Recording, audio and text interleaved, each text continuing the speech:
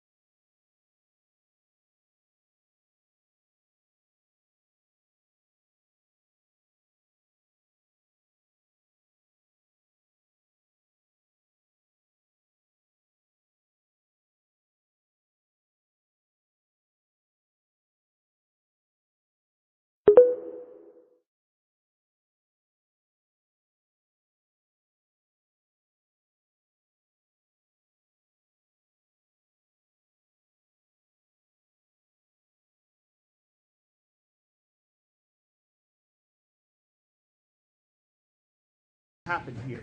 So I'm going to go and begin to walk into the other room, and you will follow me and with your avatar into this larger room. Somebody. Hello, guys. Hey guys. Okay. Let's see here. Am I early? I guess I'm early, of course. Are you all part of the team, or you visitors to the meeting?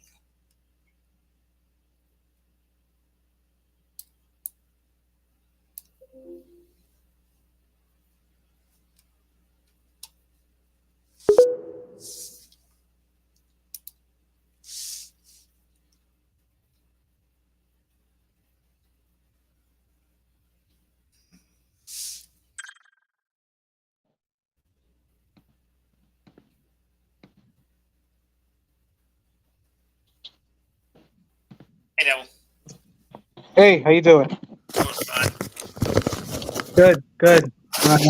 All right. So good to go. Let me see. I think there's a few more in here. Let me call everybody to me. Okay, both of those are actually Joey. So let me. Okay, can you hear me well? Very. Okay, I'm doing it. Yeah, I just put my Not headset on. really. Okay. Misuser me. All right, awesome. Okay, so you see right here on that the pedestal?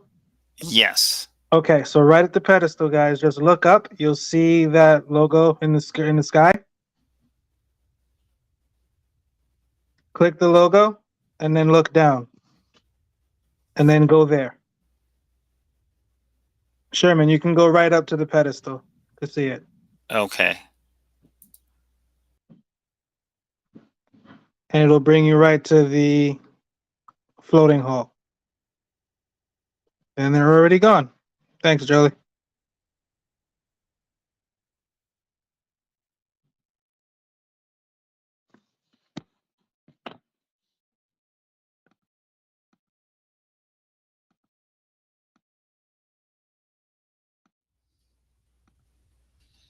Okay, I'm in the event.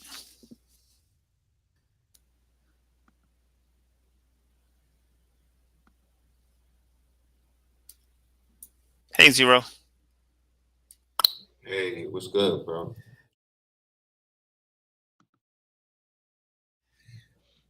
Okay, I think we were just looking at Neville. He's probably helping some other people come on in. I guess these the other avatars that are here in the room, I guess are well. There's the event bot, and then there's a couple folks. I see Brandon there. Hey, how's it going? Doing pretty good. Doing pretty good, Brandon. All right. So, are you sort of a guest visitor of this occasion, or are you working?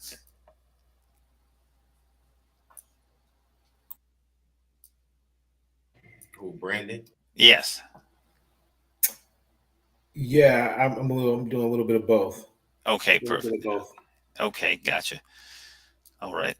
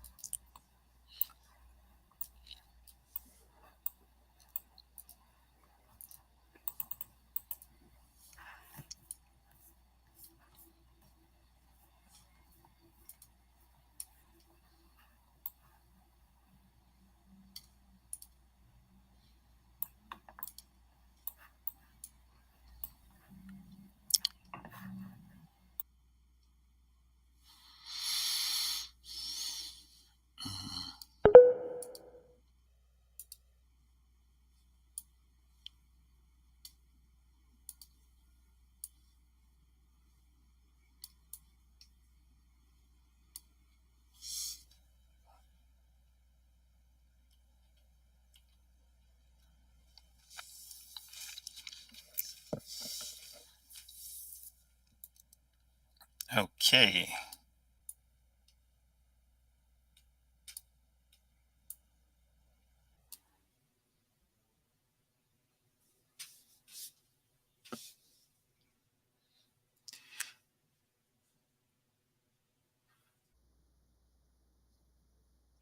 Okay, Zero. Question. Shoot. Yes. Do I have the full body avatar at this point,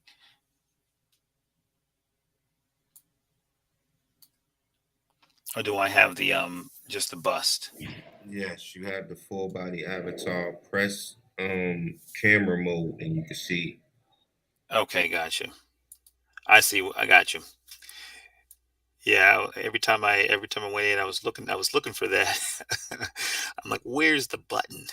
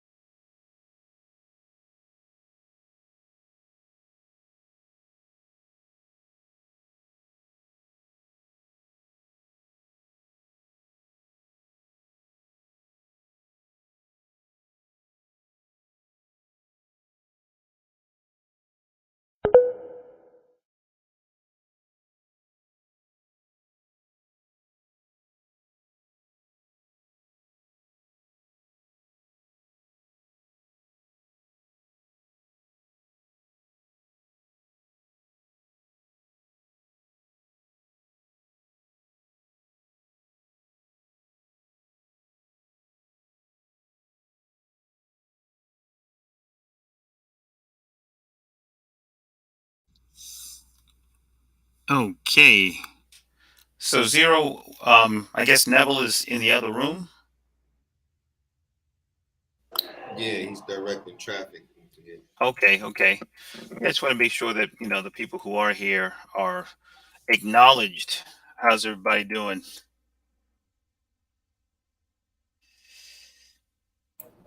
Good. All right. Okay. Well, I'm here as one of the speakers. I know there's going to be about 4 of us, and I know that Neville, who from Leaders Are Born, is the host. So he's probably doing technical assistance with folks that are arriving in the main room and helping them to get here. So what I can say to you guys, since you're already here, there's a couple options that you have since you've got some time. If you want, you can remain as a sort of the bot that you are. But when you entered originally and you put your name before hitting enter, if you hit create avatar, you can create a customized avatar if you like. Certainly, you can remain as you are, but it's just something to do. I think that we're going to be officially starting the program around 6:05. So he's giving about 5 minutes for folks to get themselves oriented.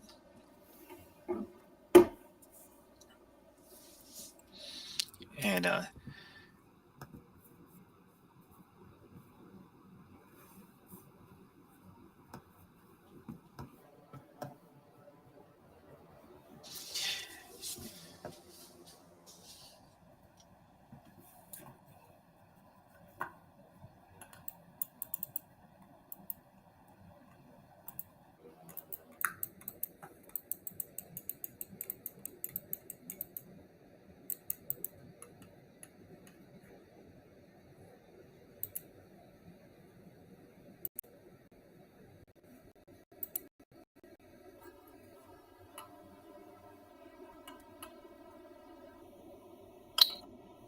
Okay, so everybody has the option of changing their avatar even once you're in the room.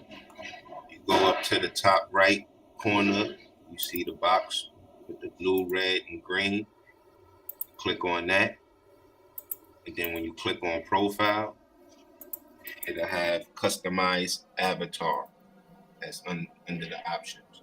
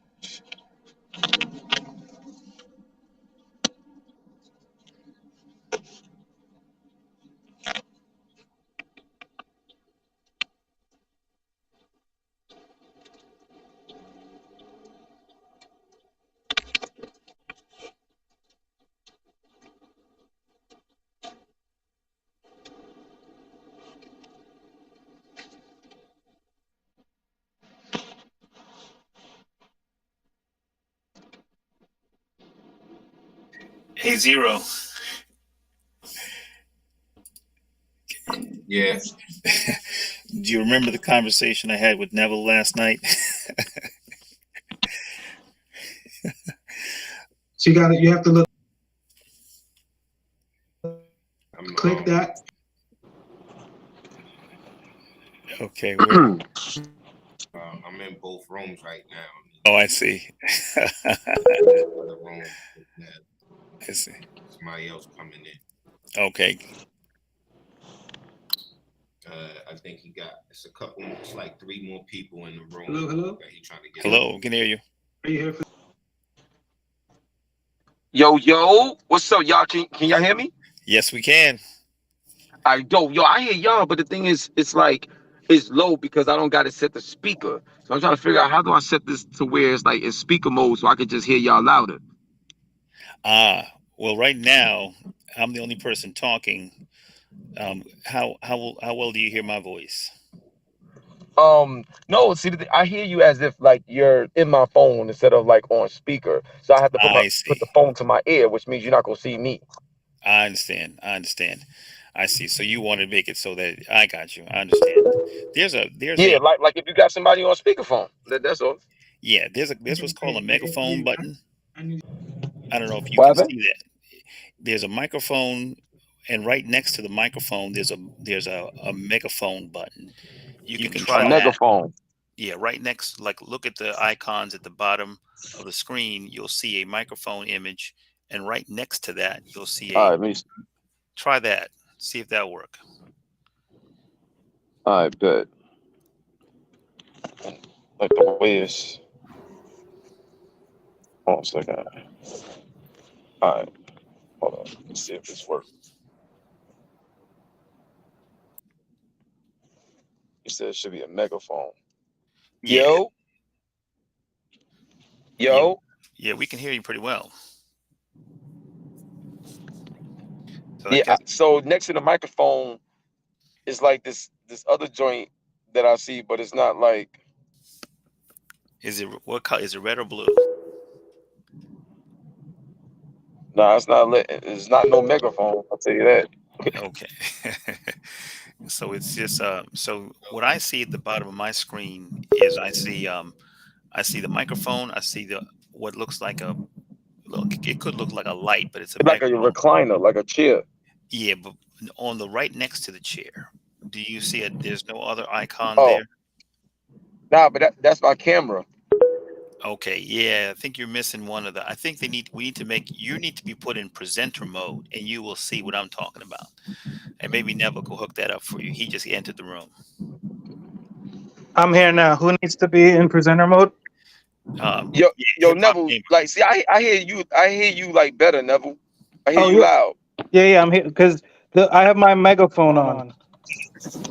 So Oh, everyone in here, just turn your megaphone on. This way you're able to get the full audio no matter where you are in the room because it has spatial audio. So depending on how close or far away you are, if you don't have the megaphone on, you're not going to be able to hear as well. yeah, but how do I get the megaphone? That's the question.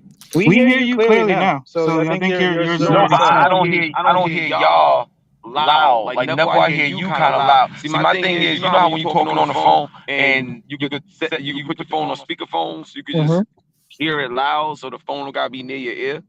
Right. Yes. That's what I'm saying. So you're already on megaphone. I believe a few others have to get on megaphone, and they're working on that now. Yeah, I think Hip Hop Gamer is trying to figure out how to get his personal phone on speaker, so that he can, so that he Okay. does. That's what. Thank you for that clarity. Okay, Yeah. so when you hit the volume on your phone, you see the 3 dots above the volume. Yeah. That's gonna open up 3 more. That's gonna open up several other volumes. Just turn those up. Oh, got you. All right. Better? Yeah, way better, son. There you go. I think you the man, son. You know what I'm saying? This is why your name is Neville, son. You know what I'm saying? You know what I mean? No P. That's why your no name P. starts with an N, because you never give up, son. You that dude, baby. No P. All right. So I'm gonna make you a member. This way you can interact as well. That was and then that should be you'll be fine to share your screen on the screen above. Am I already doing that? No. No, not yet. You will be in a second now. The plus in any one of those screens where it says share webcam, that's where I you'll don't be see able. nothing that says share webcam. Yeah, you're not gonna see. You're gonna see that in one moment. Hold on.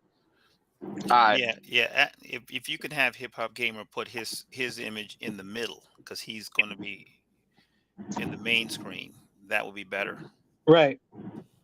That's where I have that one set up for. Right underneath that top image.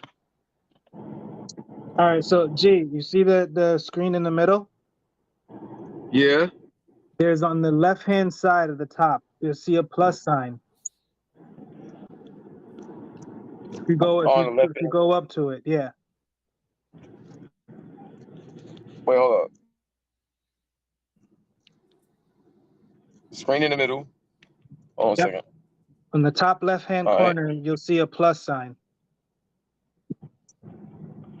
Now, in the top left-hand corner, I just see like the number 14. I guess that's how many people is in.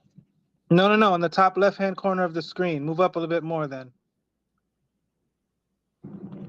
Not the entire screen. I mean the screen on the wall. Oh, okay. Hit that plus. With that Yeah. green, Hit that. red, and blue is at? Right. You'll see a sign that says a plus sign. And if anything, on all of the other three screens, do you see where it says share webcam?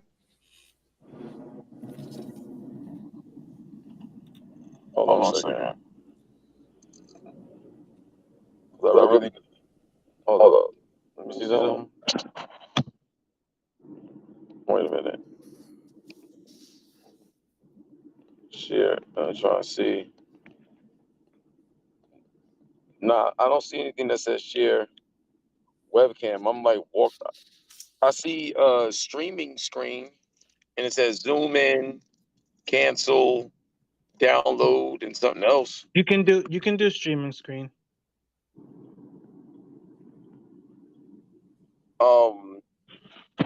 Zero just did it at the top to show you what that looked like.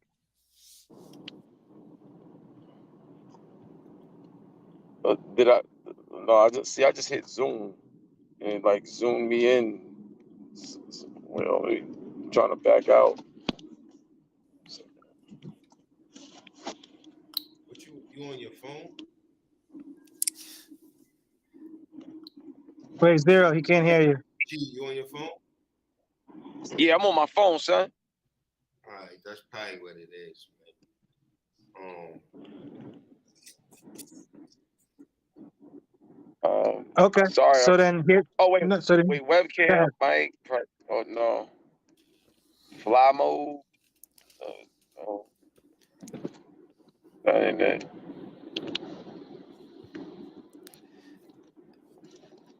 Okay. Yeah, I don't know what's going on. Well, no worries. You're here. Where's Yan Yan? She should be in here, right?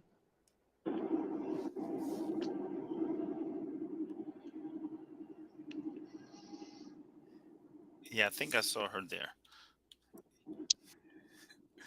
All right. All right. So that may be Yan Yan right now. So okay, well that's Jaden. All right. I'm gonna let you guys get to the front. The stream screen is up there, and so this is really great, right? What I'm looking for is for these experiences to become more second nature and ease of use for those, because there's always technical difficulties. But as you can see with the directions from before, people are coming in right now on their own without that guidance from the other room, right? Because it's all set and clean and clear. And this is where the students really get an opportunity to take the reins and run with this, because they picked this up very, very quickly. Frame is only one of many options.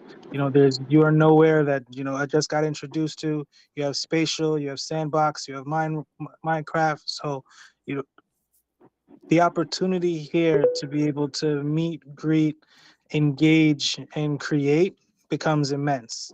I'm gonna let everyone take their seat. I'm gonna do a brief introduction to who's on the panel, who's speaking, and whoever we can get the webcams up for, we'll get those up, and then we can get started. Sound good? Yeah, sounds good. Would you do you want us to put the webcam up now or just wait till it's timely in a few Oh minutes? no, you can put your webcams up now. I'm gonna get everyone seated. Okay.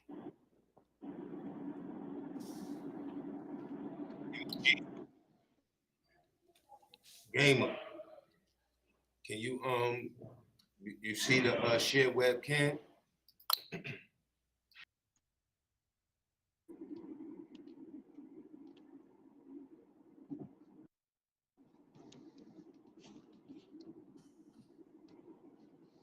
If he's operating from, he may need to just have it sent the browser, and we just live stream his Instagram.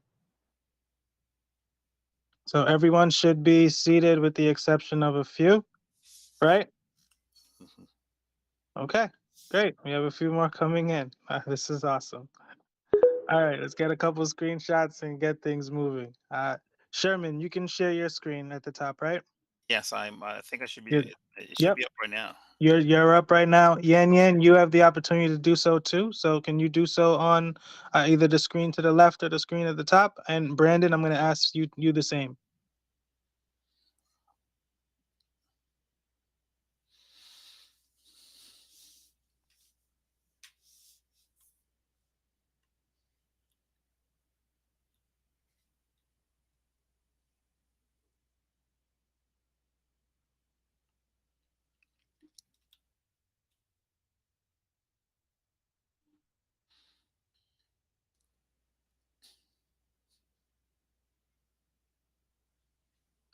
Zero. In the meantime, while Yan Yan's getting at the top, can you put the video of Sherman's the clip right on the screen in the middle?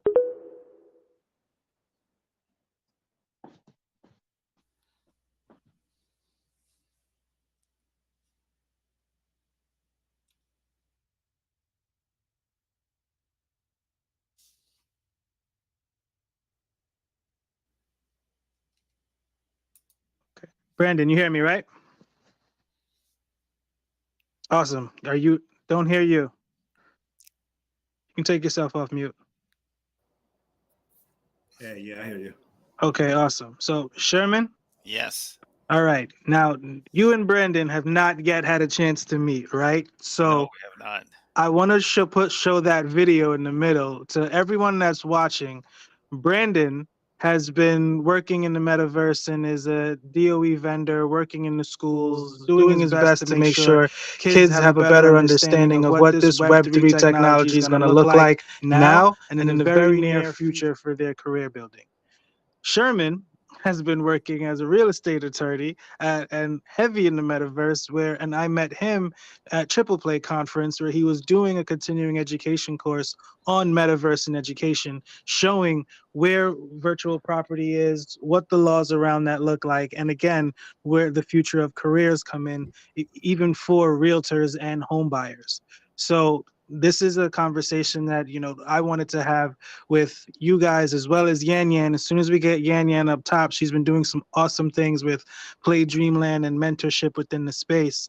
But one of the things I just first wanted to get an opportunity to do is have you guys introduce yourselves and then connect, because I've been trying to connect you two forever. Well, Neville. Before we jump into us, how I think about you and what I think it's important that we just give a few minutes to talk about Leaders Are Born and what you're doing, and that's really how we met, and the mission and just the not just the mission, but just the vision of Leaders Are Born and how I was able to participate with it. So if you can, give the group a little bit of background on Leaders Are Born, then I'd be happy to jump behind you. Very much appreciate. Well, okay, so it's been a long road, but an awesome one. Leaders Are Born started back in 2012. We've been doing mentorships and internships with university students for pretty much over a decade. And we've taken those internships and brought into the K through 12 space, because what we're looking for is to really give students an opportunity to get experience and exposure to careers that they otherwise wouldn't have had an opportunity to. So our programs give college students the chance to work with mentors that are in their industry, earning, decent, if not phenomenal rates for what it is that they do, and introducing them to how they can earn on the things that they're most passionate about.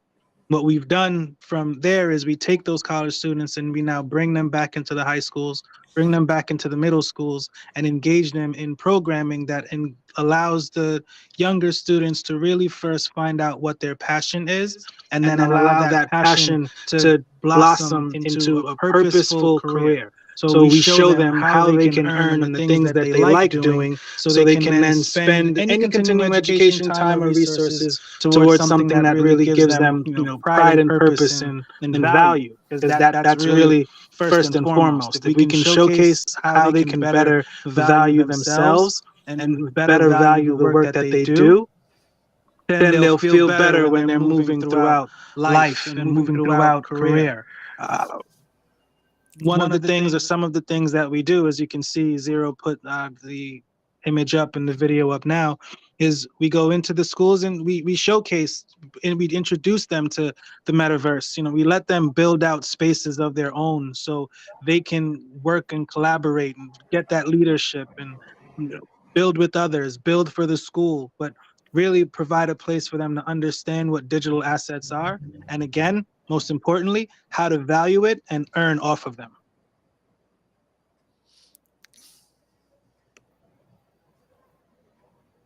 I could say a ton more,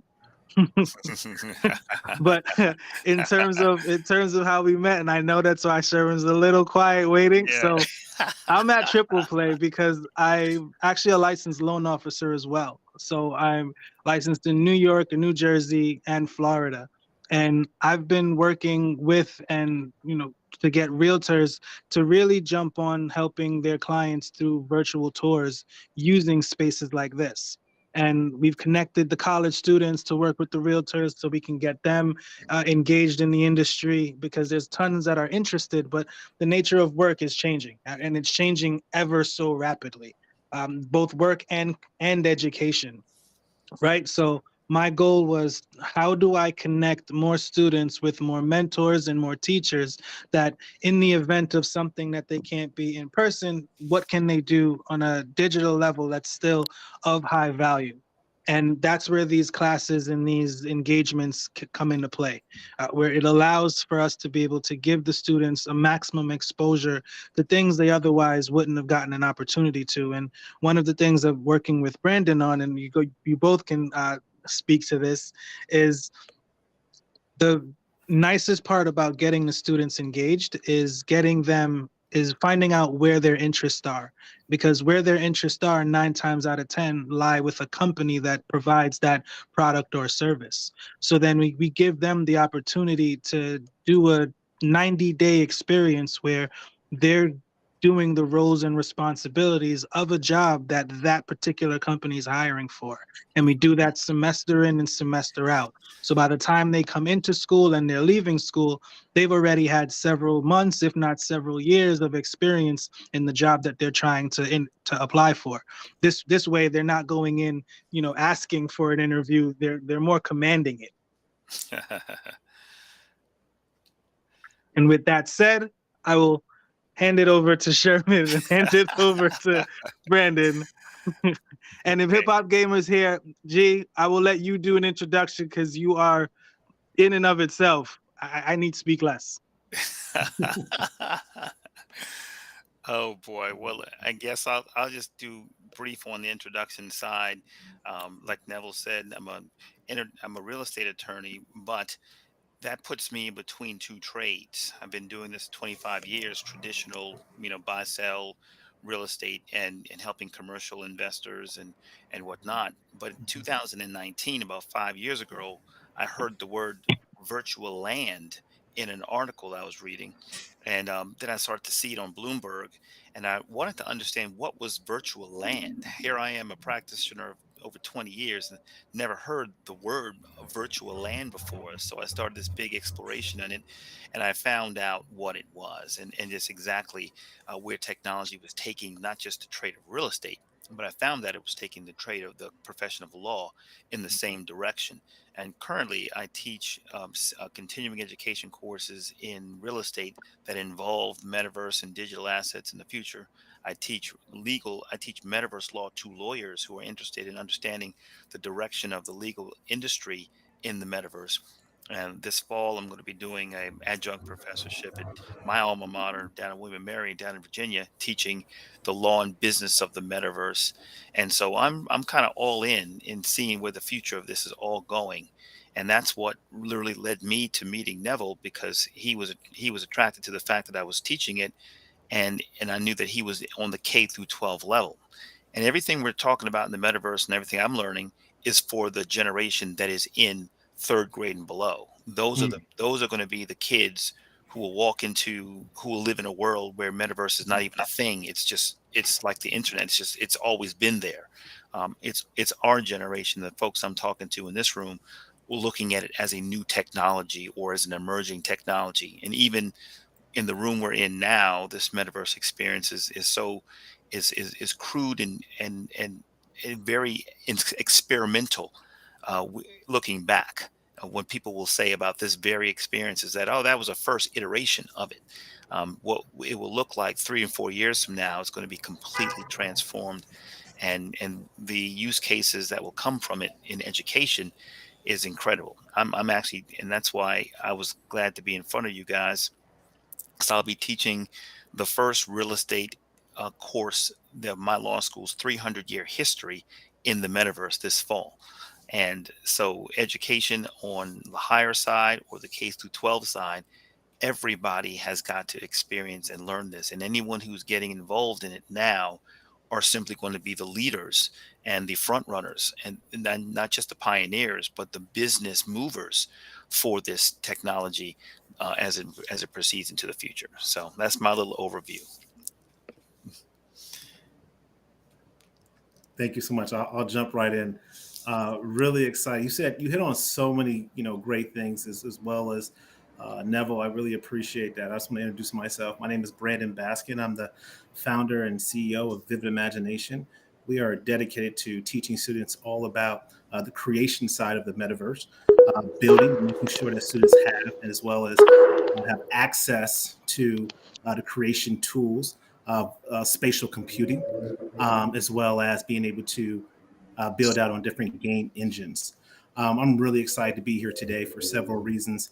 I think that Neville he touched on something that was really important as well, which is making sure that we have students give them access to these tools early. As you can probably see, coming into this area or coming into this space, though it was probably simple for most of us, there will be, and there probably are some bottlenecks when it comes to accessing a virtual reality, right? Mm-hmm. This form of this next iteration of communication, right, especially with the headsets, can be quite difficult. So I really appreciate the fact that we're going to be able to have a conversation around this, as well as talking about some of that digital land that Sherman, you had mentioned earlier, right? And being able to build out and be able to work in those spaces, which is really exciting. So thank you for having me.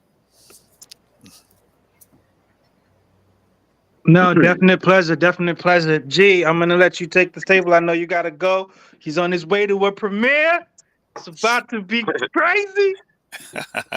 What's up, G? It's going down, son. You know what it is, B. Yo, can they hear me? What's up? We hear you clear and clear. Yes.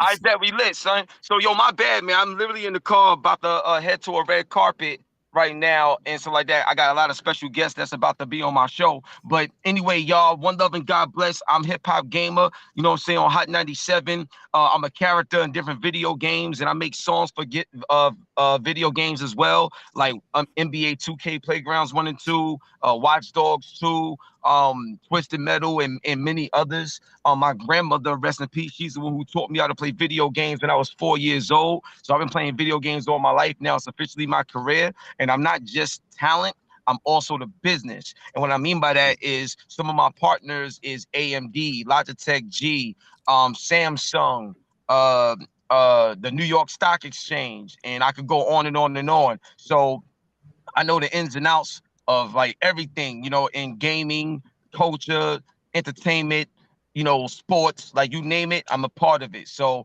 whatever I could do to be helpful and bring value here, it's an honor to be here. And Neville, that's my bro. You already know what it is. Love y'all. God bless. Panel is lit. Let's get it popping. Shout out to everybody. Fire. Yan. I'm gonna put the floor to you, and then we can get you guys into that convo. Because I know hip hop gotta go, so we'll get one or two questions in, but I definitely want to give you the chance to introduce yourself.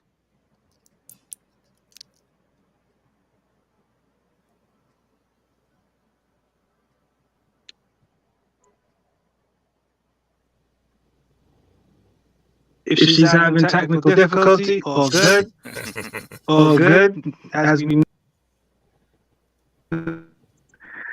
So I'm sure she'll get in. All right. So one of the first questions that I wanted to make sure we covered, right? I really want to know, actually, let me rephrase that, because it's not so much I really want to know. It's questions that have been asked to me many times over, right? The difference with an NFT, like how an NFT can help. Because minting an NFT doesn't protect the image from copyright infringement.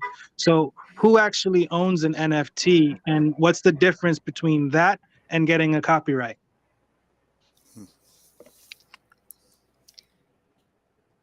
Okay. I mean, do you want us to jump right in? We can talk about these different things, but a copyright, and it's most people kind of have a sense of the copyright because it's been around for 100 years. A copyright is basically the proof that you own some sort of literary or material. Usually it's written material. Copyrights were first only issued towards books and articles and written things. But then with computers, code became something that could be copywritten. And so that's where the world of copyright comes from. Anything written, anything that could be reduced into a form, a printed form, is where copyright comes into play. But with technology now, you have this NFT is a digital asset that is similar, but it is as strong as a copyright. If you have an NFT, or a non-fungible token, which is what that NFT actually stands for, you're really talking about a quantity of data that is coded so that it can't be replicated. That's the easiest way that I explain an NFT. Like right now, if you typed out some words on any Word Perfect or Microsoft or whatever software you use, you can always copy and paste it. You can have an image and send it and copy and paste it. You see, the digital assets can be copied easily, but NFTs have a quality of the original, though it is digital. So it is really a fascinating, genius type of thing, where you can basically have a work of art or a video or any kind of media, and it is if it is made into a non-fungible token, it is unique, it's tradable, it holds its value, it can't be duplicated, and the ownership of it transfers with it whenever it moves, so that the actual owner is always known on the blockchain which it exists, and it's got, you can get royalties on it. So it's the number one way artists are making money right now, and I think it's going to transform not just the art industry, it's transforming the entertainment industry crazy, because people are using NFTs for all types of purposes. And of course, like any technology, is taking a hit right now because it's a digital medium, but I think it's here to stay. I think it's going to just broaden in the future. Yeah, I couldn't agree more. And I definitely think that last year, when it came to trying to understand what NFTs or non-fungible tokens can actually be used for, I think a lot of folks consider them to just be, JPEGs, which couldn't be further from the truth. I think the technology behind NFTs is more important, right? When it comes to being able to have a digital asset that you can actually take into different metaverses, right? Or different areas, right? And so I think when it comes to being able to have that sort of that receipt of that copy of whatever that digital asset is, and also taking it to, let's say, for instance, if you go to a store right now you can take a Nike shoe and go to any store that you want. Unfortunately, the way that the networks are set up when it comes to the metaverse or different companies, that can't happen. So you can't take a digital asset from Fortnite and bring it into Minecraft, right? Or take it to Roblox. And what companies are trying to do, especially Ready Player Me, right, is trying to create something called interoperability, where similar to websites or similar to logos, right, where you can share, let's say, different digital assets right now, JPEGs or whatever. You'll be able to share those same digital assets, OBJs, right? Those OBJs, which are the files that we use when it comes to 3D assets. You should be able to take those to different metaverses, right? You could take it to Roblox, you could take it to Minecraft, which is extremely important when it comes to having digital ownership of the first copy. I think of best case or best scenarios with NFTs will probably be Nike right now, right? Being able to take a design, one particular shoe, and sell that copy to different avatars, right? While still keeping the same original copy versus being able to highlight, or I should say, click, copy, paste, right? Now no one gets paid. But if you create an amazing shoe that appeals to the masses, your other avatars in other places, now you have that original copy. Just think of it. Now you could sell that shoe for $1 to billions of people automatically right now. Now you be able to monetize that automatically. So I think that's the reason why I think NFTs, especially non-fungible tokens, I should say, are so important for the long game, not just for trading lazy monkeys, right? So I think again, that's one of those things that I think took a huge hit and definitely was misrepresented throughout the last 2 years. But I'm really excited to see where it could potentially go, especially when it comes to virtual spaces. You know what, Hip Hop Gamer, I'm interested in what your experience has been with in the entertainment world with NFTs, because Snoop Dogg blew it up in the sandbox. I mean, he's got so much going on. In a year ago, he was almost like the hip hop leader in the metaverse with the NFT collections that he had. Do you see that catching on in the entertainment space that among people you're around? Yeah, so like one of the things about the entertainment space and NFTs, I ain't gonna front, yo. A lot of that stuff was more of a hustle versus actually being beneficial. A lot of people saw opportunity to make some money and they took it, so they sold their celebrity to make some money on the back end. I'm just keeping it a buck with you, you know what I'm saying? Yeah. Now, the technology in the NFT is incredible, so I'll give you more detail on it. Anybody in here that plays NBA 2K, anybody in here that plays Fortnite or any of these games, Call of Duty, whatever, that's all that is NFTs, blockchain, all that stuff is there. It's just that now the everyday user can do it instead of just developers and creators on the back end. That's all it is. That Fortnite character is your NFT. Case in point, if you play NBA 2K, right, and you get a 99 overall character that you work real hard to build, and let's say that's your NFT. Now you can sell that NFT because that NFT is very valuable and it's backed by the game and the company that makes that game. And then boom, you know what I'm saying? That NFT will always have value.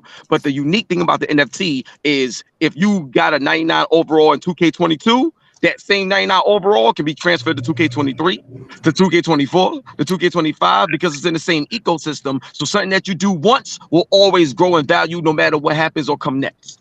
Wow. So that's one of the unique things about the NFT world. You know what I'm saying? It's your digital protection when it comes to your liquidity and your value and the utility behind it. So that's one. Now, when it comes to the weapons and the skins or certain artwork, let's say you make a certain artwork that's in Fortnite and they want to utilize that skin on a character or that skin on a gun, and then everybody else want that skin. If that's your unique skin that everybody else wants, now you see the utility and the value in it because of where it's placed. Boom, that's your NFT. That's how that works. And you always get the value in it. You could sell it, you could trade it, you could do whatever you want, you could let it grow in value. Boom.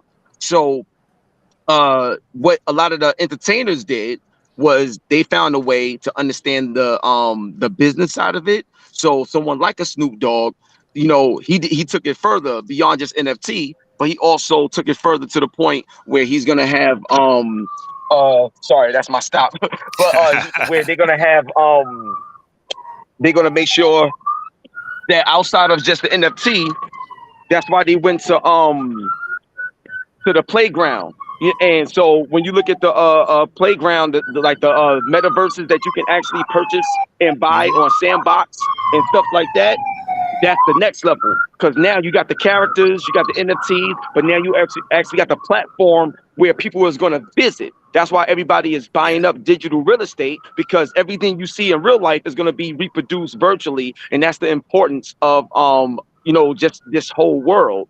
And investing in it now, so it could be valuable to you in the next 3 to 5 years in a tremendous way. So that's why it's important for you to understand it.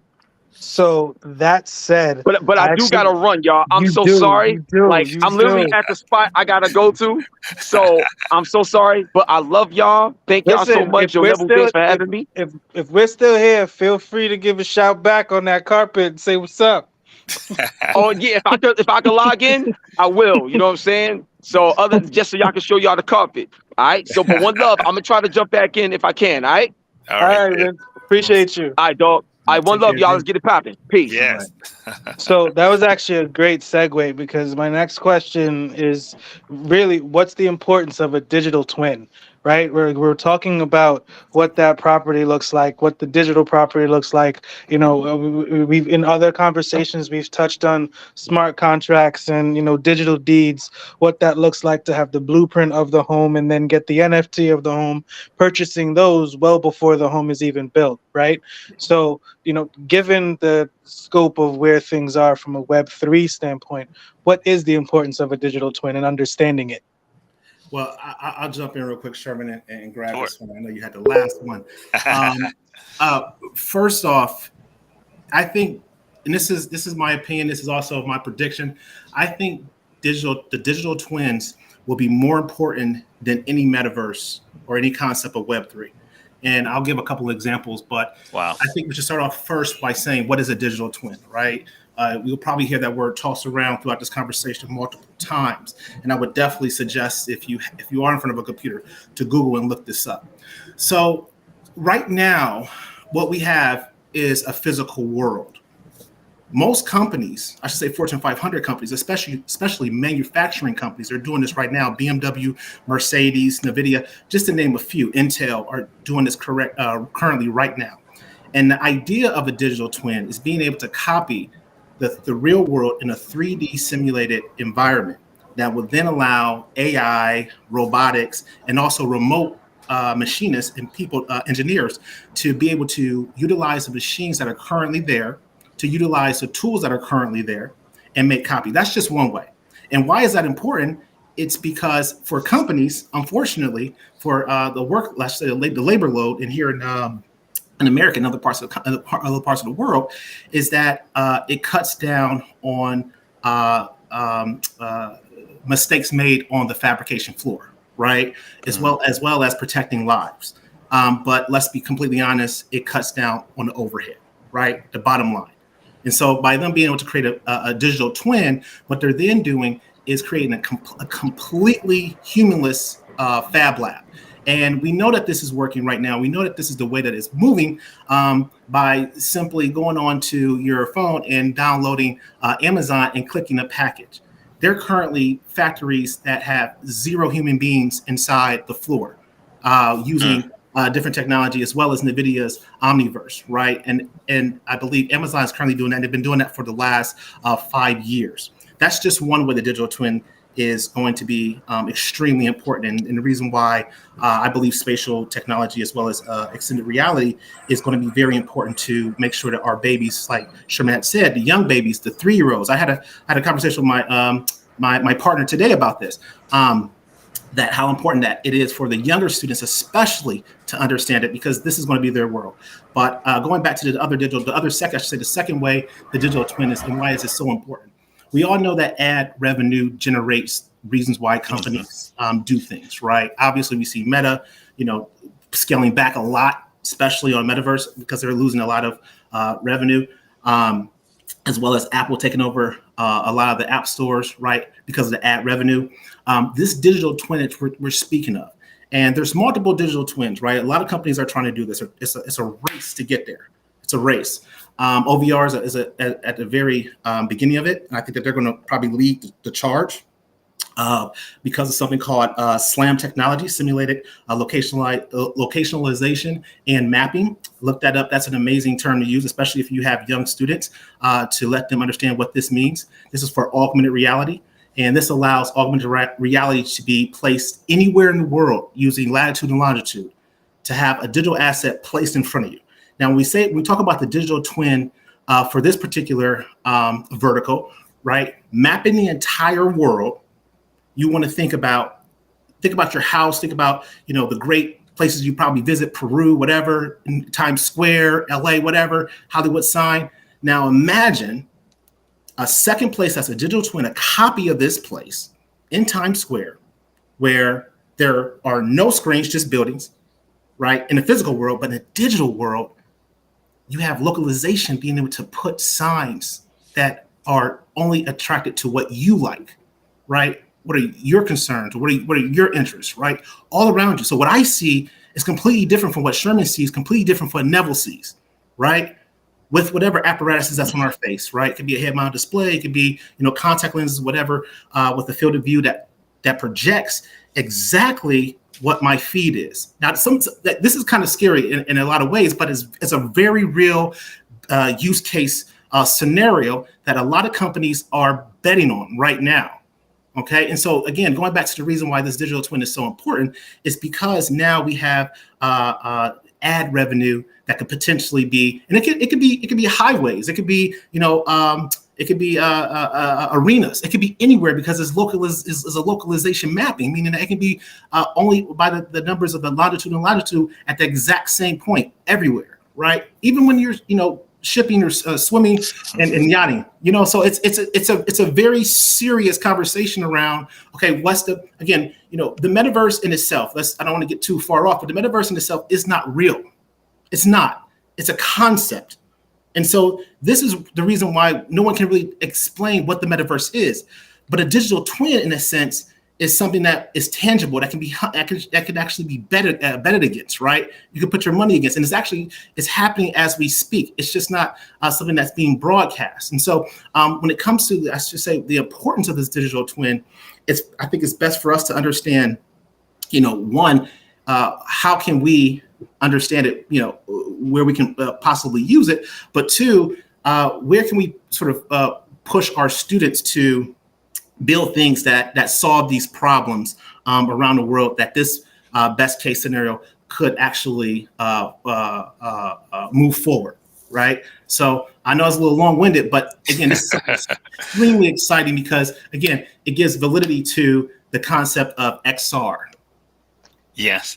Well, Brandon, just playing off of that, because there's two words that we want to bring back into the focus. And that what you're saying is that's first virtual land, because digital twins are basically virtual products. Absolutely. Built in virtual land. We're in a metaverse, like, of course, we all are where we're located, but the actual frame program that we're in is a virtual land experience.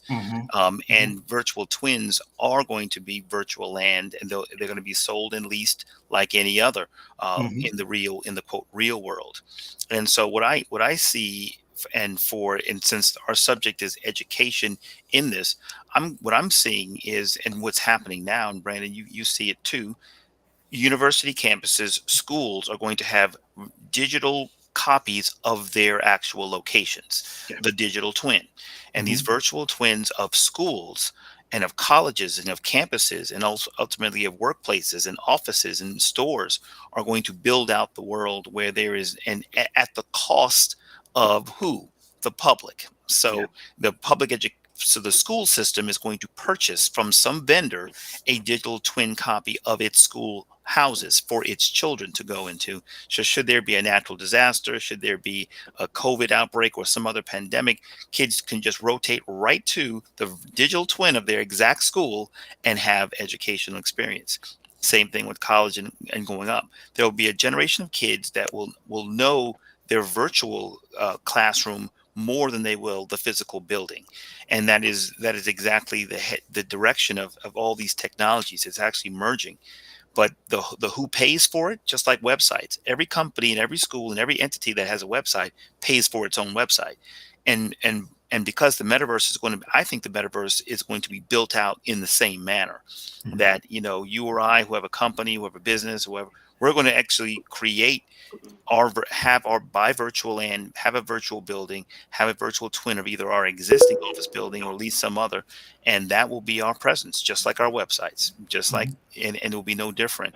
And so the education of the future is going to live in a digital, is going to be a digital copy of what we're doing now in the quote natural world. I'm in my physical office right now, but you won't know where my office is globally in a couple of years because and there will be no telling that, like Zoom, where you can see your digital background. The technology will be such that you won't be able to distinguish the real me or the digital me or the digital location where I am.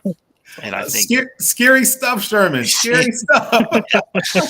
yeah. So Well, I mean, it's funny that like that's where you go, because if we look at where and how things are getting there that fast, each of us, Brandon, you're a DOE vendor. You offer what you offer from the esports side. Leaders are born as a vendor. We're offering what we offer from the metaverse and the financial literacy side. But we also dive into the education side from the career side, because we're really looking everything that's happening behind the scenes, right? Because the forefront of what's going on, as much as everything, is moving to that digital landscape, there's still physical jobs. There's still physical work that has to get done. It's just the nature of how everyone engages changes. And when you mentioned, the metaverse isn't just this, I agree with you wholeheartedly. AR, XR, those are really what that metaverse experience is going to be like. And it's a matter of who and how well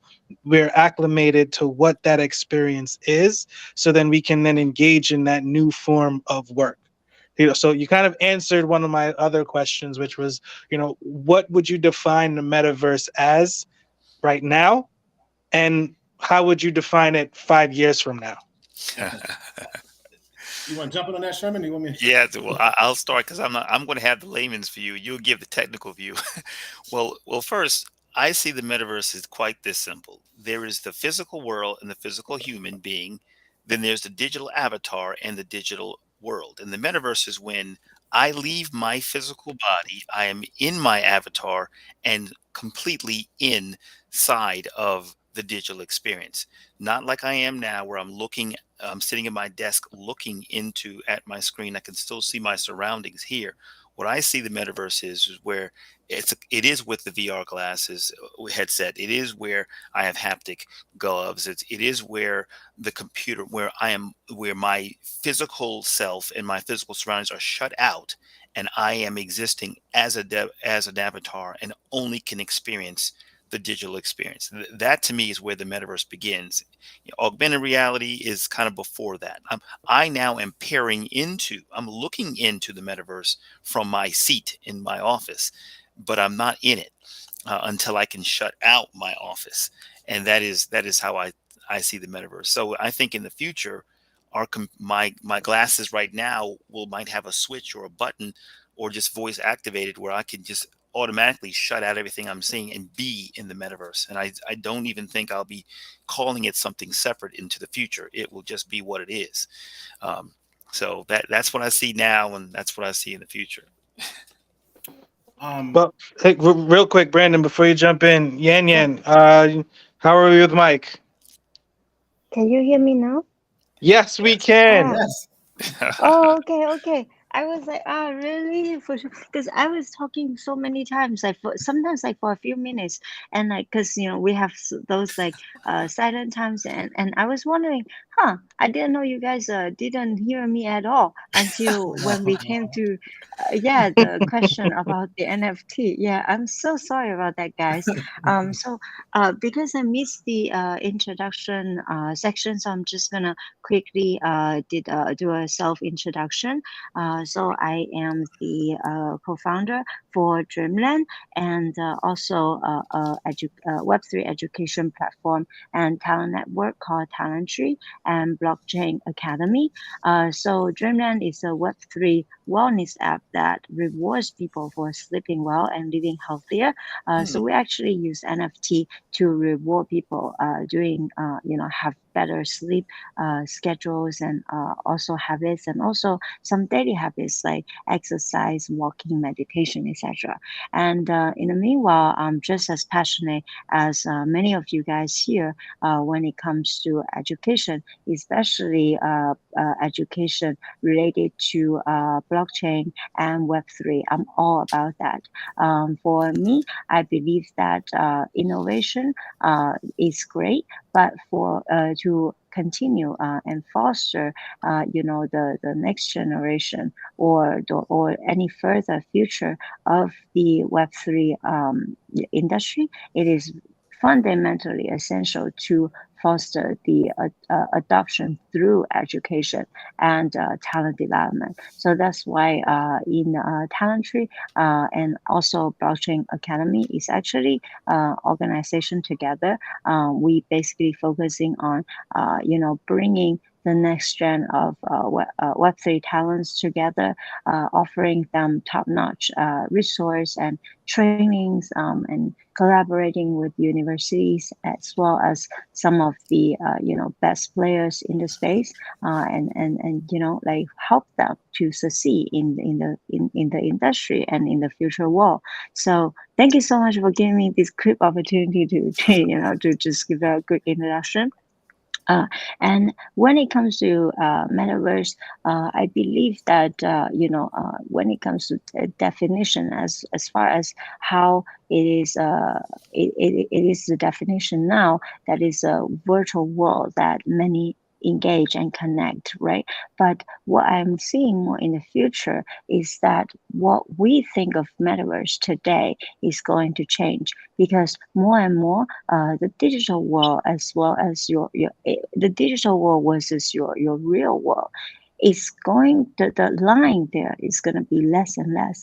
Like, in other words, you're not able to tell what is the virtual world, what is the digital, what is real anymore. And why would I say that? And just like some of the use case that you guys bring up before, right?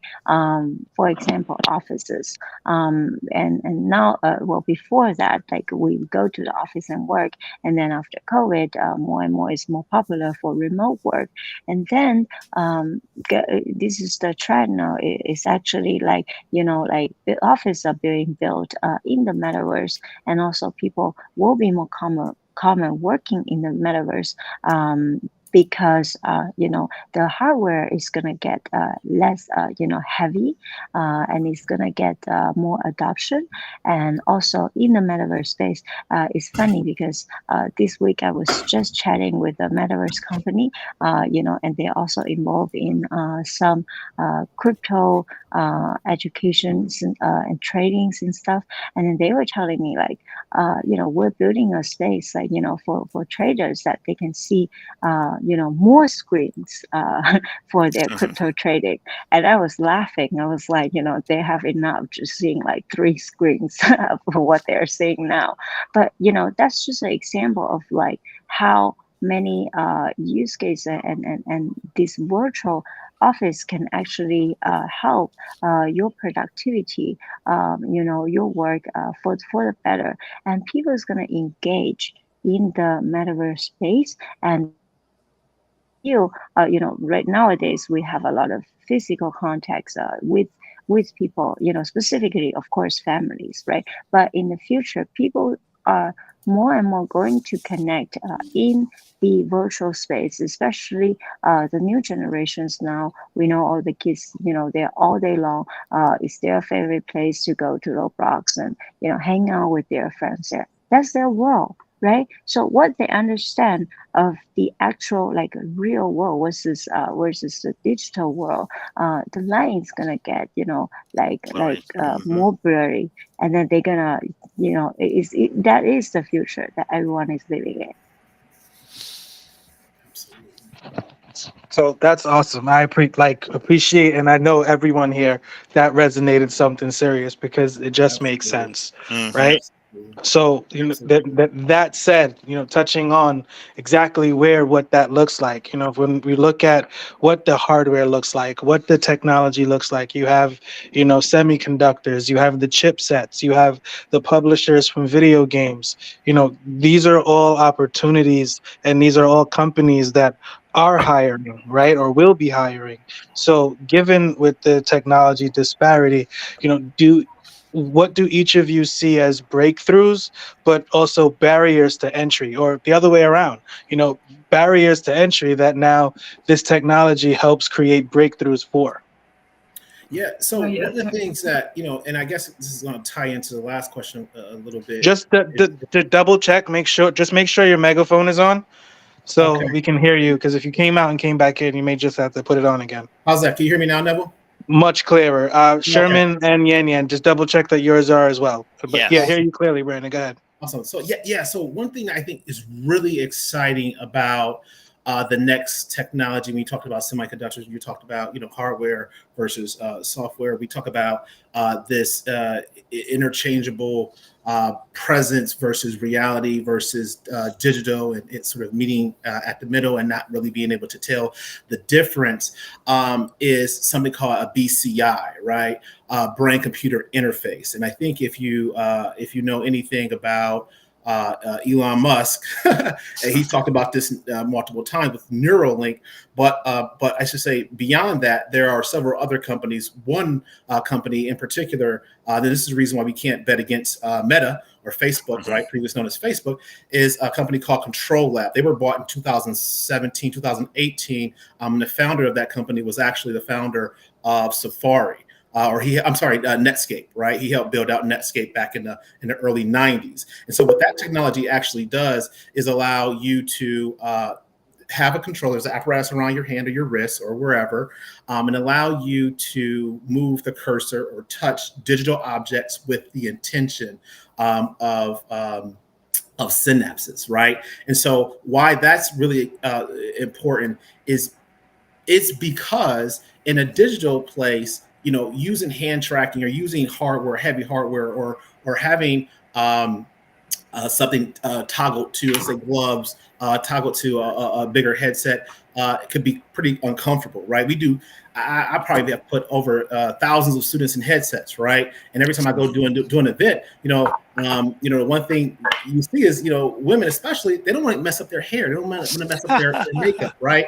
And this is just factual. This is, I don't have that problem. I'm bald, so you see this and you notice this. But when it comes to this next technology, this BCI, it's really exciting because now we are sort of moving towards that idea of the Matrix, right? But being able to go into sort of like Black Mirror, being able to go into a place and or a time, being able to go to an experience, a time, with a relative maybe you didn't have a lot of time with, or a relative you did have time with. There's an example of a young woman, I believe it was in Japan, where she was able to see her daughter through the HoloLens when Microsoft was running that program.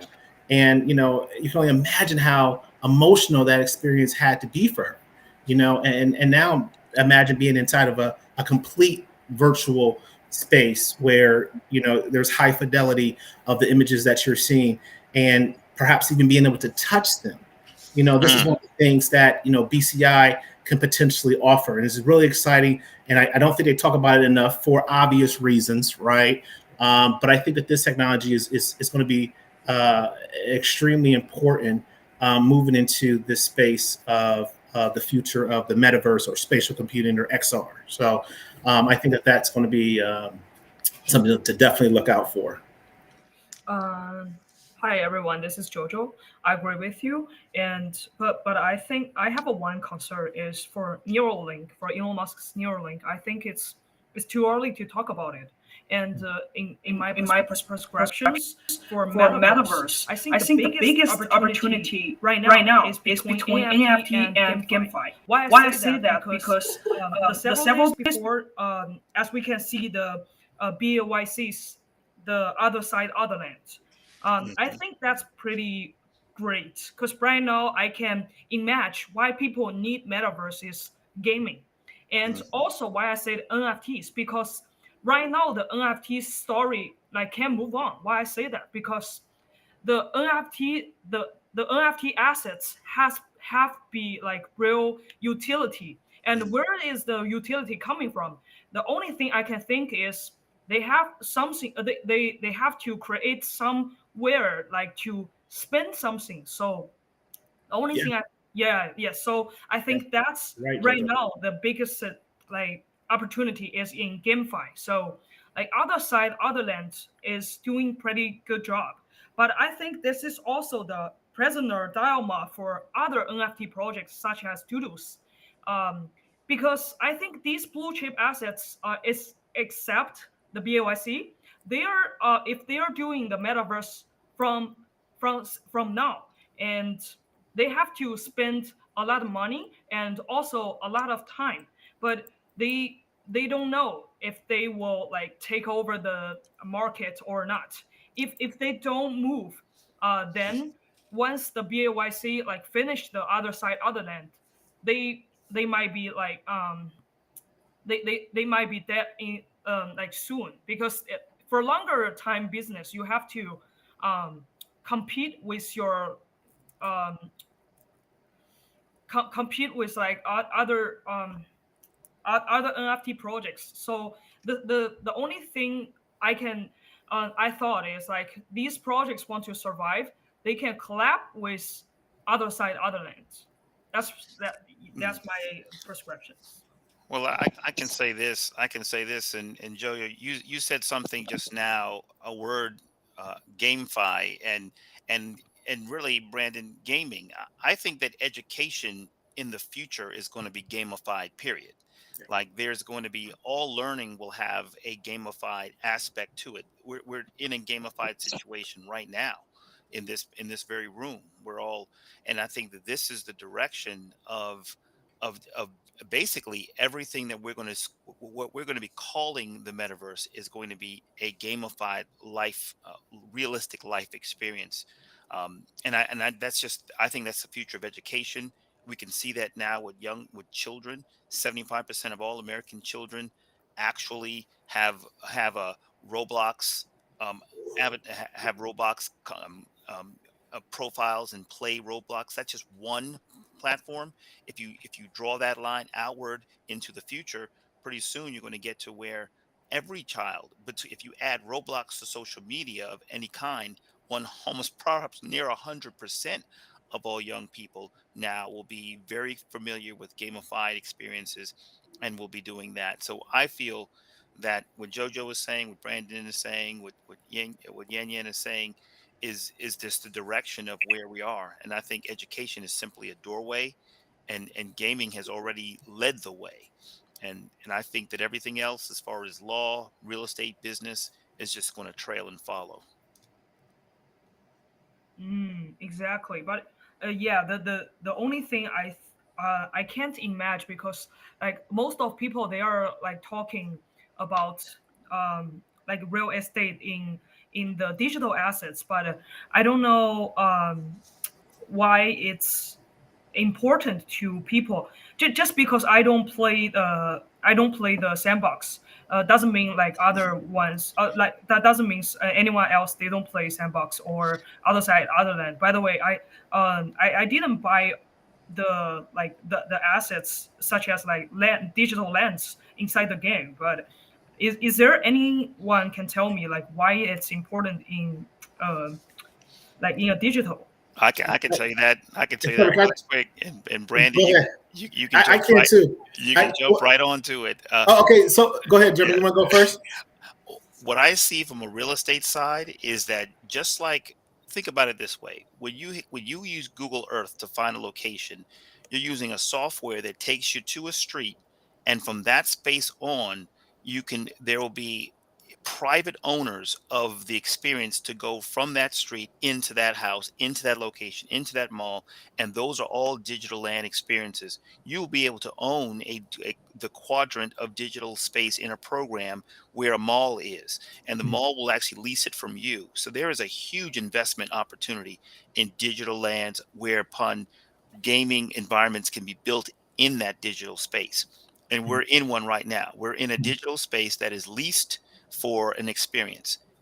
Multiply this times the world, and then you're going to see the market expose itself. But go ahead, Brandon. Yeah, I get so excited with this because it is something that, and Jojo, I agree with you, right? I wasn't a big NFT person. I didn't go into NFTs because I felt like, the best case use scenario of NFTs when they first came out, I wasn't respectfully, I didn't think that was an appropriate way to utilize it. And I felt like in a lot of ways, and I think, Sherman, you probably see this in real estate too. It's like, they're over leveraging, this opportunity.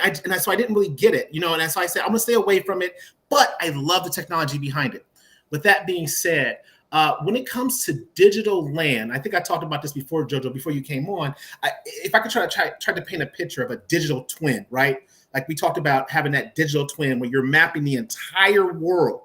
And if you think about the entire world, there are very special, unique places. And I'll say, let's say the greatest or the eighth wonders of the world, seven wonders of the world, right?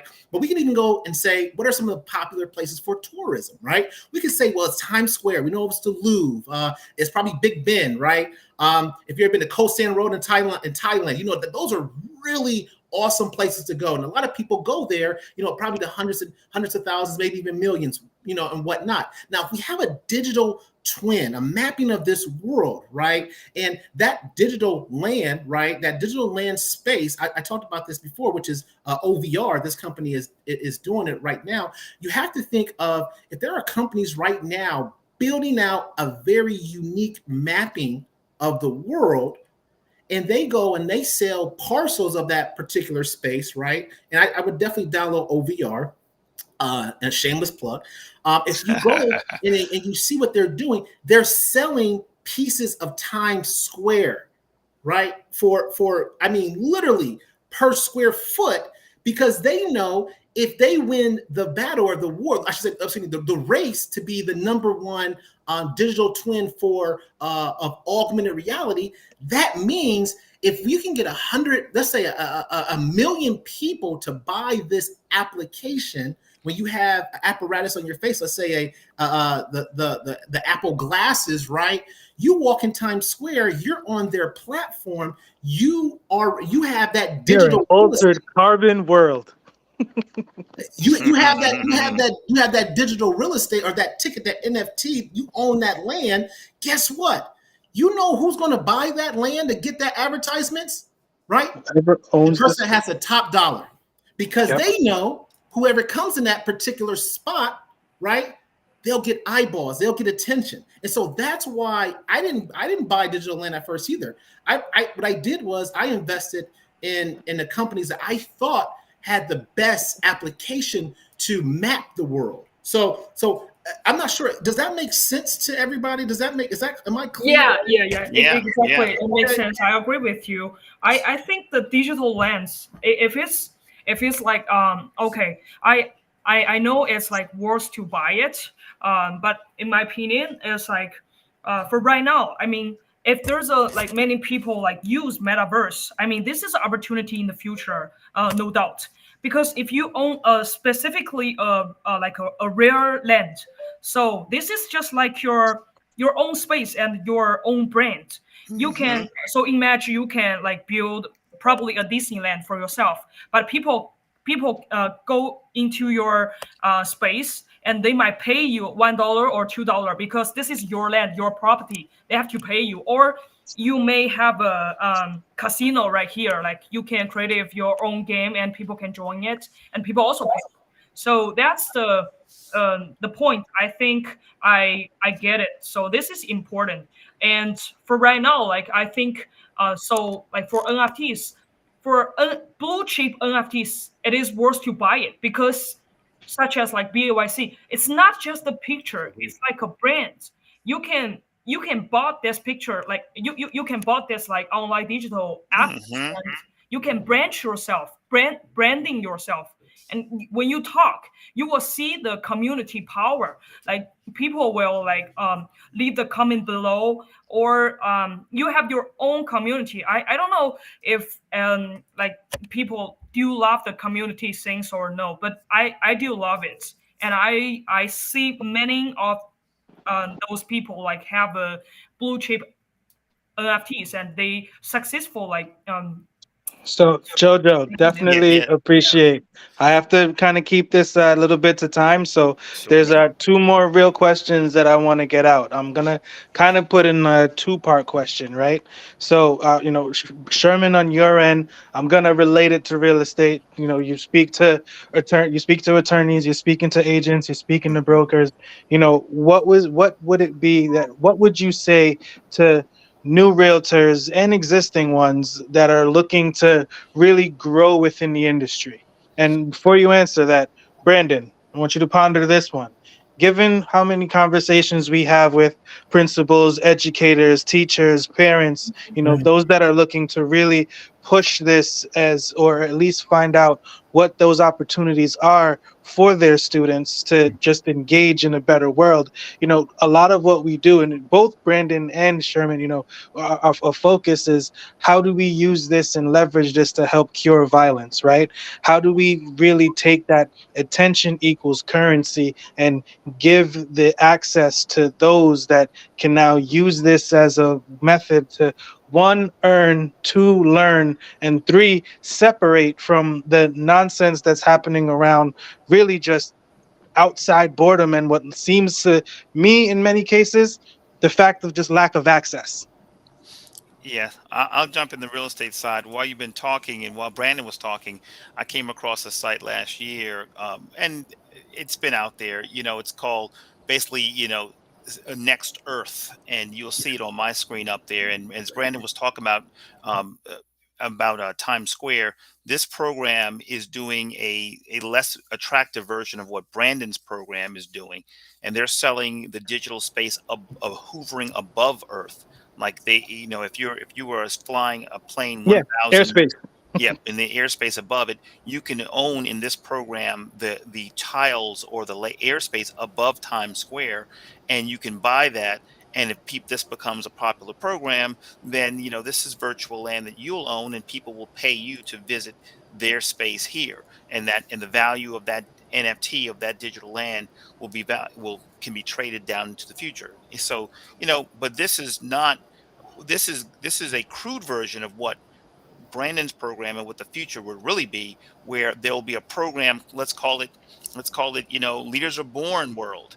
And Leaders Are Born World will have a ground level virtual presentation duplicate of the earth as it is. And all of those images of the different buildings, well, those buildings are going to be have copyright and branded appearances, and so there will be a lot of laws around using the likenesses of branded buildings and sites owned by municipals and state and federal entities. But still, our world is going to realtors are going to have to know how to sell real actual land and virtual land as a continuous part of their trade. They're not going to be just selling and leasing houses. They will be selling virtual houses, virtual neighborhoods, and leasing virtual space as the left and right hand of their trade. So that's my take on that. I thank you, Sherman, so much. And I just want to say I invested in the company. I don't own the company. But yeah, I mean, still tried and true.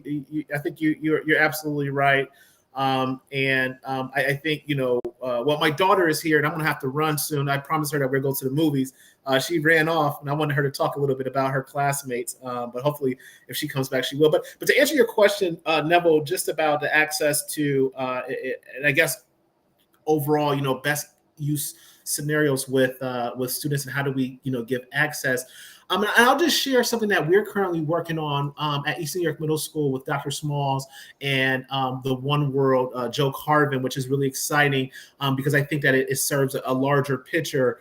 And again, I guess it's another way we can sort of talk about this digital twin, which is sustainability when it comes to energy, and also what we're currently doing as a collective, right? Being able to save energy, being able to best utilize the energy, as well as finding ways to minimize our carbon footprint, right? And so we're using gaming engines to allow students to build out best case tools for their community and also their schools. So working with Chloe Taylor